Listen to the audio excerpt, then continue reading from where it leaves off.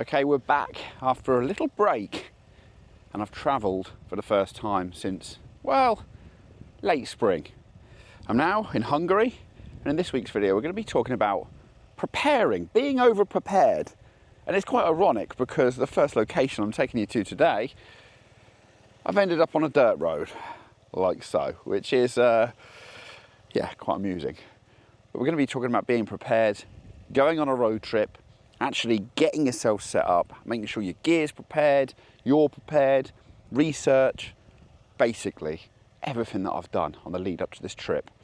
Of course, this weekend is a 4-day urban workshop that I'm doing in Budapest, but I've come out rurally because on the Saturday afternoon I'm taking the crew out basically to do some photography in some hopefully abandoned locations away from the city location. So we're going to be doing like 3 days in the city and 1 just outside, and today I'm just doing a little bit of scouting to check everything is good to go. I'm going to take you with me.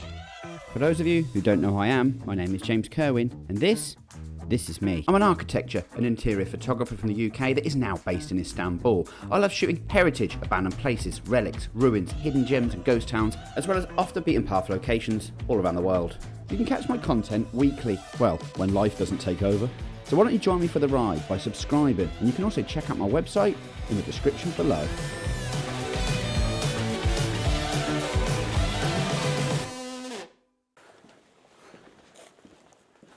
So one of the first reasons to over-prepare is new gear. I've actually got new gear with me today in the form of both video recording and with my tripod set up. And that leads to more preparing that's needed ahead of time, ahead of us getting to location.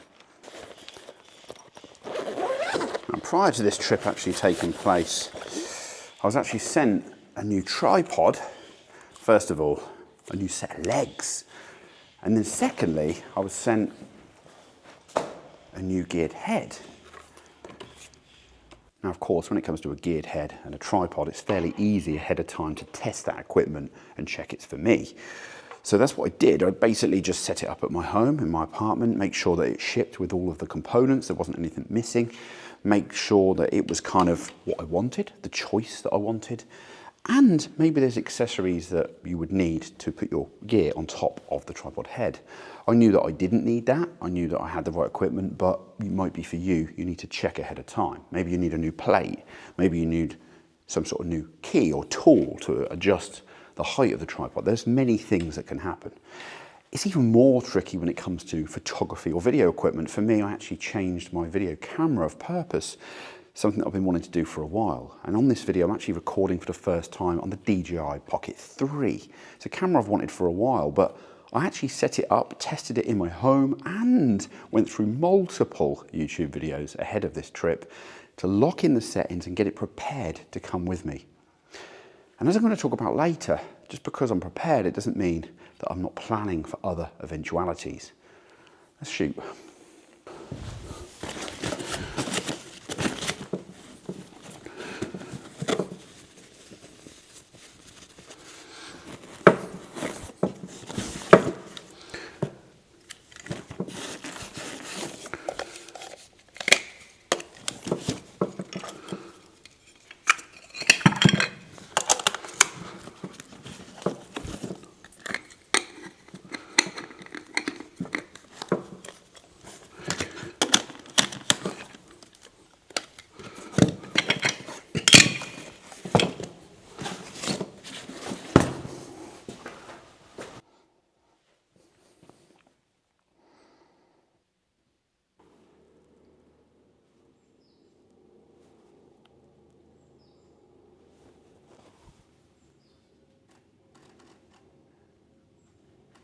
This is just a tripod, of course, and a geared head.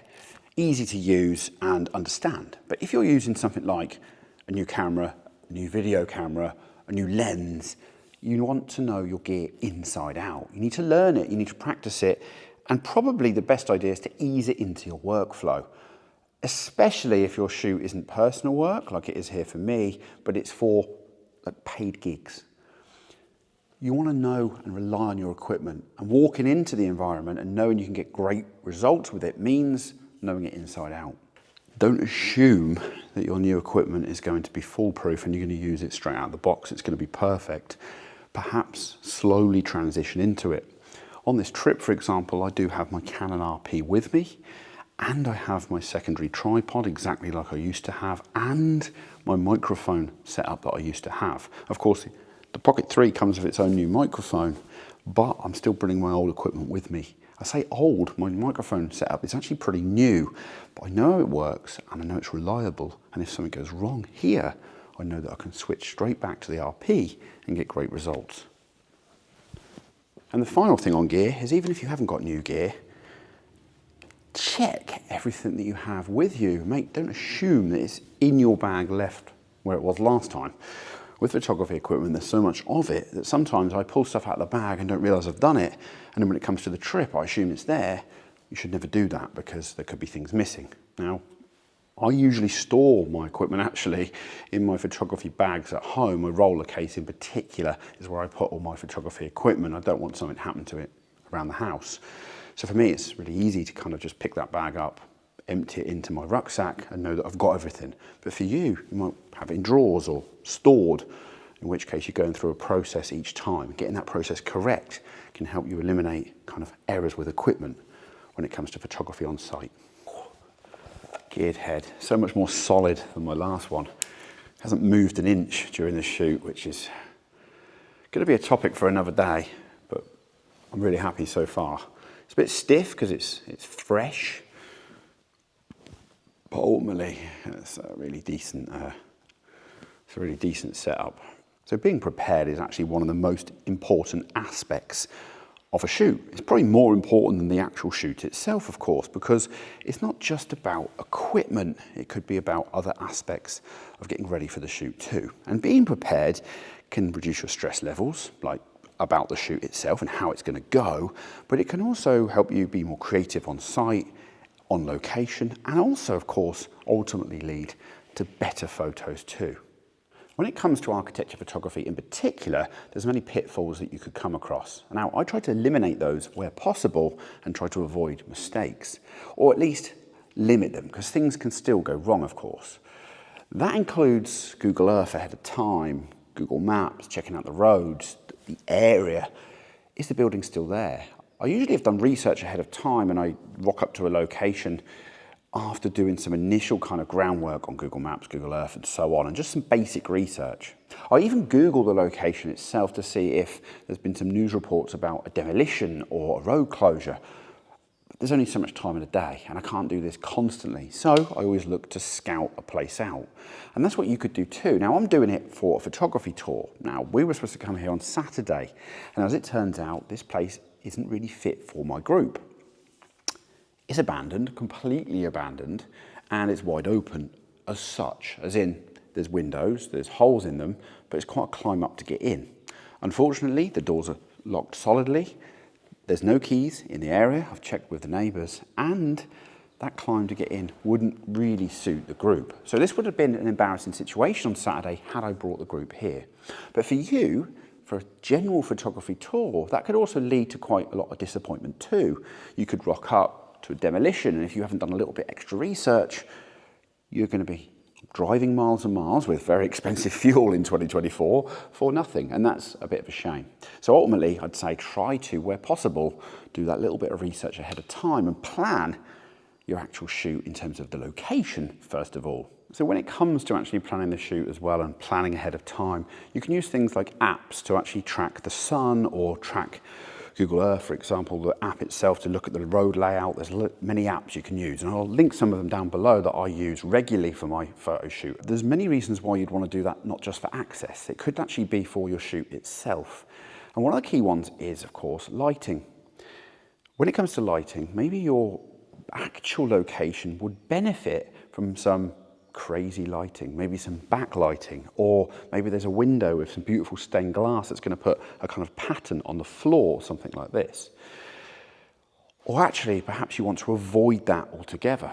So you could actually greatly improve your shoot by planning it ahead of time, by using these sort of simple apps and just knowing where the sun's going to lie that day. But also weather apps too. Is it going to be overcast? Now I know we're shooting interiors, but today is beautifully overcast. I say beautifully because I've had a really hot summer and I'm dying of it. I've had enough. I want some normal weather. I'm in a long sleeve shirt for the first time in 4 months and it feels great. And overcast day has led to some nice soft lighting in the environment and ultimately the kind of shots that I want for this location. Now that changes place to place, of course. Now it might be that you actually want to avoid harsh lighting, horrible lighting, or maybe your client for your shoot, if it's a commercial gig, has actually asked for a particular look and style. Well, all of those things are going to be achieved by planning in advance and actually making sure that you're there at the right time of day. Is there going to be a cool location that would suit a kind of sunset, an external perhaps? Perhaps the sun's in a certain direction. I know it's going to be a harsh sunny environment. So it could be this, or it could be the fact that you actually want to put it in your shot. So here, for example, that could be assisted with light rays or beams coming in at a certain angle at the right time of day and also the right time of year. Actually, I cannot emphasize the time of day enough because there's been many times in the past where I've rocked up, I've put a shoot in for the last shoot of the day, the last spot of the day. It's taken longer to drive there, or there's been problems, or I've walked into the location, looked at it and gone, wow, look at that. It's going to take me a couple of hours to shoot at least. I've looked at the clock, my late running, or the fact that it's so beautiful has led to the fact that I haven't got enough time to shoot. There's only an hour of daylight left.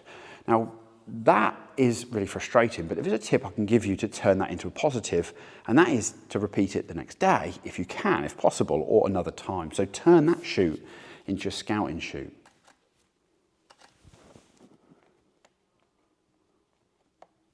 Even with all of this planning, things can and will go wrong, so you should expect the unexpected.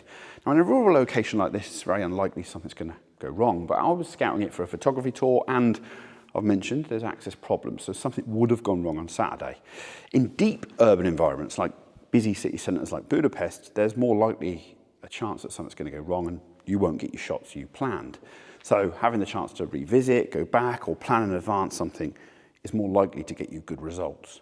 If you're doing a commercial shoot or kind of like something for a real estate agent, an interior designer, things can still go wrong there too. Someone might not turn up with the keys, for example.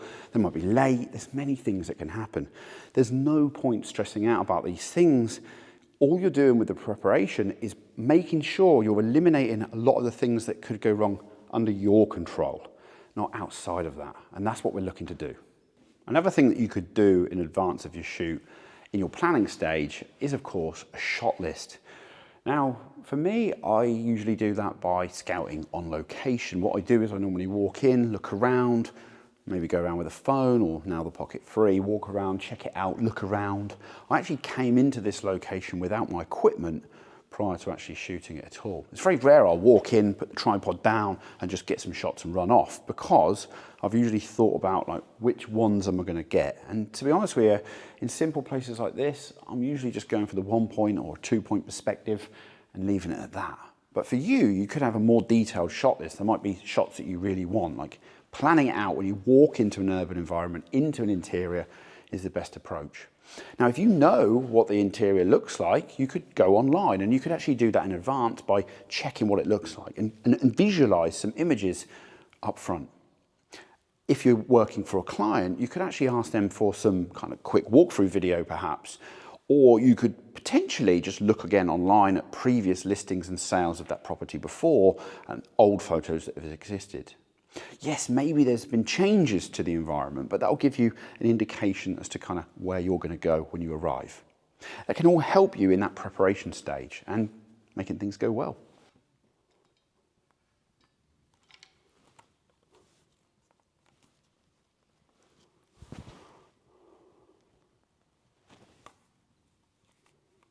Okay, so I'm pretty happy with my end results. I'll put the shots on the screen for you so you can check them out. And overall, my scouting of this location has been quite successful. I'm going to get on to the next place. I've got a few other ones that I want to check out ready for Saturday. Hopefully, some of them work out better than this one.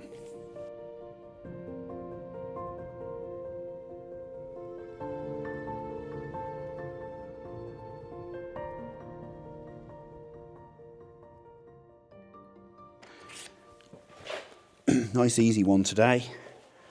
Nice easy shoot. Like the new tripod. Summary on that will come at a later stage, but ultimately I think it's a great piece of equipment. I haven't actually changed my tripod. I was pretty happy with the Benro legs, and I haven't changed my tripod for about 7 years, so a long old time actually. But I just felt like I was due a refresh. Somebody reached out to me, K&F Concepts, so Kentfaith reached out to me and wanted me to try theirs out, so I obliged. And I'm going to be talking about that in a future video, both these pieces of equipment, and why I think I've gone back to this style of geared head in particular. But that's for another day. Let's get out of here.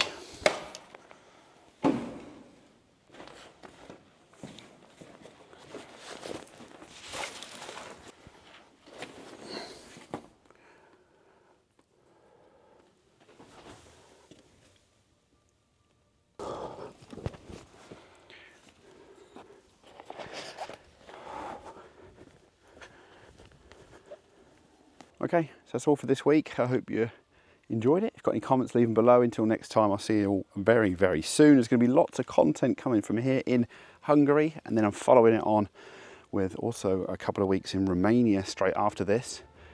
It's actually a very busy autumn for me, so I've got lots to do, hence the need for faster content creation, and that's why I got the Pocket 3. So more on that as well later. So talked about new gear in this video, give you some tips.